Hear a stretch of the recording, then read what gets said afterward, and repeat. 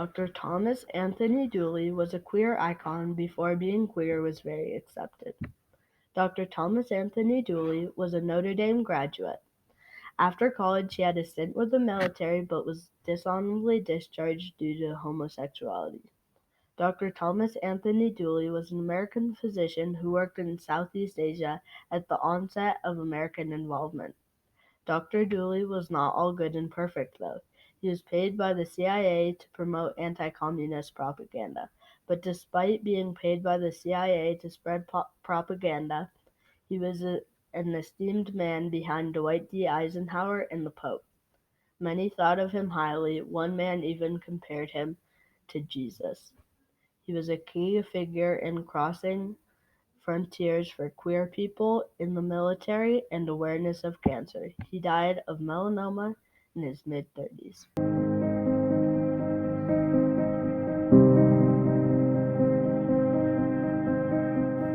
Dr. Tom Dooley was born on January 17, 1927, in St. Louis, Missouri. His parents were a prominent Irish Catholic family. He attended private schools in St. Louis, graduating high school from St. Louis University High School in 1944. After graduating, he went to Notre Dame University. During university, he enlisted in the U.S. Navy.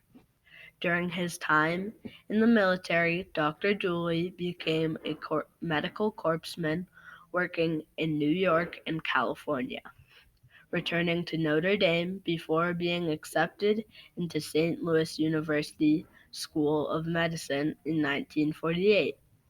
As a medical student, Dr. Dooley was known for skipping school, even leading to the repetition of his senior year. After graduating medical school in 1953, his professor prevented him from moving on to residency. Therefore, he made the decision to re-enlist into the U.S. Navy. Dooley began work in the Medical Assistance Program, which provided help for 600,000 refugees fleeing northern Vietnam in 1954. This is a video where we see Dr. Dooley in Nampa, Laos, a northern part of Laos close to Vietnam. This was likely used for people escaping the Pathet Lao. We see Dr. Dooley and his assistant, possibly Cardinal Francis Spellman. We see a big queue of people waiting for treatment from Dooley, everything from a mother and her child to someone with something such as an ear infection.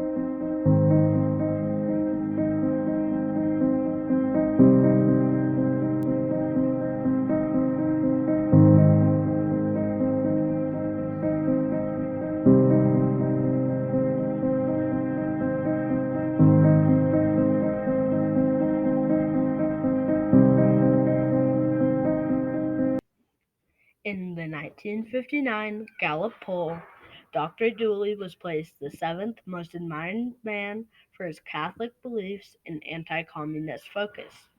Later that year and into the following, a thorough investigation occurred into Dr. Dooley after an anonymous tip to possible homosexuality. For 6 weeks, this included wiretapping and monitoring of personal contacts. Wiretapping can be helpful for criminal investigations, but can break someone's right to privacy. Their most likely way of wiretapping at the time would have been paying the network to collect data on both who and how long he was on calls, and the conclusion of this resulted in dishonorable discharge of Dooley from the U.S. military on the basis of homosexuality. Dooley remained a popular person, showing up on television and game shows to discuss his skin cancer. The skin cancer began to choke the life out of him as he grew weaker with varying severity depending each day. He stayed in contact with family, writing about his condition in several letters. He was so open about his condition, he even welcomed a CBS reporter to broadcast an interview titled A Biography of Cancer. In it, there's a detailed description of his treatment, even going as far as showing parts of his operations. Some would even call him the television face of cancer. His spirit didn't dwindle. He was brought even more into the spotlight as more people began following his story. This is such a spike, in fact, that on the 1961 Gallup poll on Most Admired Man, he came as number third, behind Dwight D. Eisenhower and the Pope. On January 18, 1961, one day after his 34th birthday, Dr. Dooley died after an action-packed life cut short by cancer. It was a sad moment for many, as his life had been embraced over the past year by many members of the public. He was a figurehead for many people who were queer, Catholic, and battling cancer.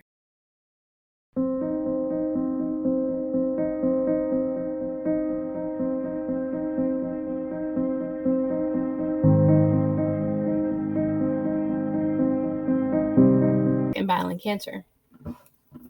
Mere days after Dr. Dooley's death, he was awarded a Congressional Medal from former President John F. Kennedy. Due to the death of Dr. Dooley, it was awarded to his mother, Agnes Wise Dooley.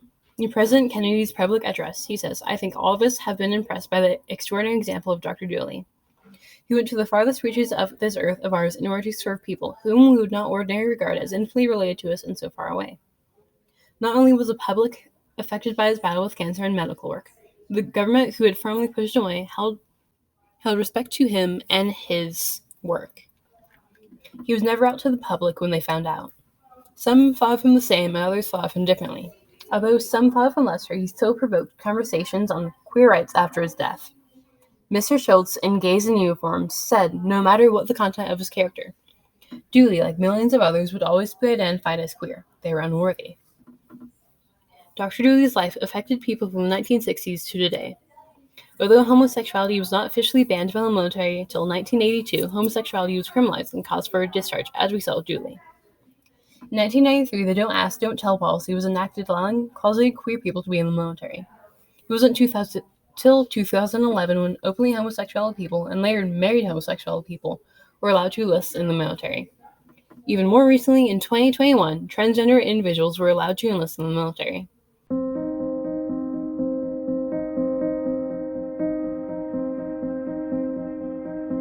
Although this seemed positive around similar time to Dr. Dooley's death, the CIA released news that Thomas Dooley was an asset involved in the making of anti-communist propaganda. This is something that we believe is negative and shouldn't have happened. This goes to show that although he advanced the fight for queer rights and awareness of cancer, he still did negative things. Dr. Dooley was a queer icon of the 1960s, crossing frontiers for queer rights in the military. He also crossed frontiers in awareness for the struggles with cancer. His life was full of many things, but was cut short due to an early death.